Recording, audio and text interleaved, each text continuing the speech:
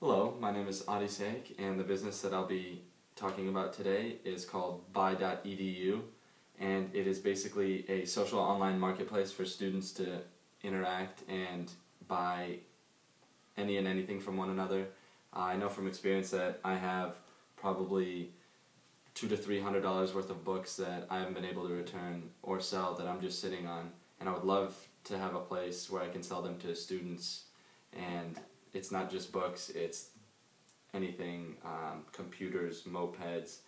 Think of it as an eBay or an Amazon, but just for students. And the way it works is that people are able to register for the site, and the only way you can register is if you have a uiowa.edu email address. So the purpose of that is so that people know who they're buying things from. They know that if you're buying or selling something on the site, that the person who you'll be buying it from is a student or a faculty member at the University of Iowa. So it's a trusted source. You know you're not getting ripped off. You know you're not sending your stuff to China, or you're buying it from someone who may be selling a fake product or anything like that. So that's what differentiates the company itself from competitors like eBay, Craigslist, and Amazon.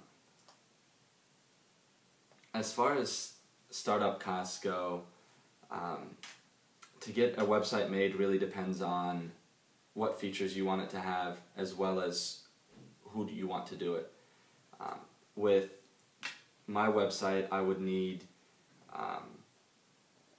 a Flash menu compatibility, Twitter and Facebook integration, photo integration, a completely custom layout, a place to put classifieds, file uploads for users, and a database to store everyone's products that they're selling, and for everyone to be able to view that. And through different sources, I've calculated that this would take about 120 hours of coding to write. And since I'm not a professional and I'm not going to school for that, that's something I would need to outsource to someone else. And I called 3 different manufacturers, one large developer, one medium-sized developer, and talked to graduate students in the computer science department as well, and to see what they could do it for. And the prices varied very drastically, as you can imagine. The highest rate I was quoted for something similar to what I wanted was $13,800, and this was by a large developer company. The medium-sized developer quoted me between $6,100 and $8,200, and the graduate student said they could do it between $2,500 and $3,400. So in the interest of saving money, that is probably the choice I would end up going with. Once the website is made, the point would be to obviously garner attention for it, get the word out so that people know that this is something that's out there and that is available to them. And so the primary way that we would kind of get the word out about the product would be to use Facebook, Twitter, LinkedIn, as well as some more traditional sources like paper advertising and flyers. The way that advertising works through Facebook is that you tell Facebook which targeted group you want, so they can find it by group name, political affiliation, and gender, race, anything that people identify themselves with. And basically the price of that depends on the scope of people you're trying to reach. If your audience is, let's say, 100,000 people, it's obviously going to be more expensive.